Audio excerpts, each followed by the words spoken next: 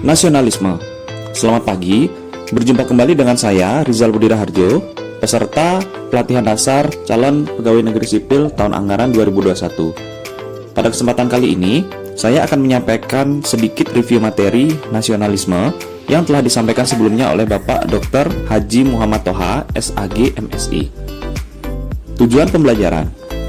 Jika dilihat dari peta kompetensi dasar untuk mata diklat nasionalisme, dalam rangka membentuk ASN yang memiliki nasionalisme yang kuat, sangat diwajibkan bagi kami, para calon ASN untuk dapat memahami dan memiliki kesadaran dalam mengimplementasikan nilai-nilai Pancasila dalam setiap pelaksanaan tugas, mulai dari sila pertama hingga sila kelima. Kemudian, dalam perannya, ASN sebagai pelaksana kebijakan publik, ASN sebagai pelayan publik, dan ASN sebagai perekat bangsa serta pemersatu bangsa, sehingga dapat menjalankan profesi sebagai pelayan publik yang berintegritas. Selanjutnya, diharapkan dengan nasionalisme yang kuat, maka setiap pegawai ASN memiliki orientasi berpikir mementingkan kepentingan publik, bangsa, dan negara. Mengapa nasionalisme itu penting? Makna nasionalisme secara politis merupakan manifestasi kesadaran nasional yang mengandung cita-cita dan pendorong bagi suatu bangsa, baik untuk merebut kemerdekaan atau mengenyahkan penjajahan maupun sebagai pendorong untuk membangun dirinya, lingkungan masyarakat, bangsa, dan negara.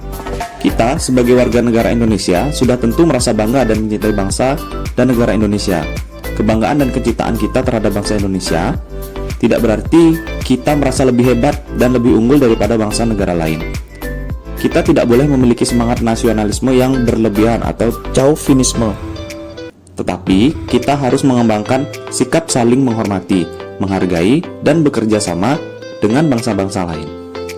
Nasionalisme dalam arti sempit merupakan suatu sikap yang meninggikan bangsanya sendiri sekaligus tidak menghargai bangsa lain sebagaimana mestinya.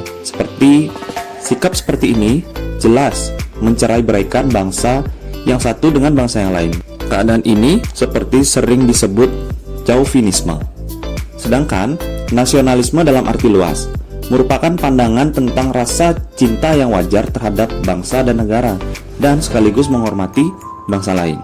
Nasionalisme Pancasila merupakan pandangan atau paham kecintaan manusia Indonesia terhadap bangsa dan tanah airnya yang didasarkan pada nilai-nilai Pancasila. Prinsip nasionalisme bangsa Indonesia dilandasi nilai-nilai Pancasila yang diarahkan pada bangsa Indonesia senantiasa 1. Menempatkan persatuan dan kesatuan.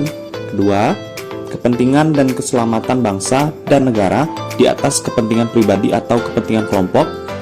3. Golongan menunjukkan sikap rela berkorban demi kepentingan bangsa dan negara.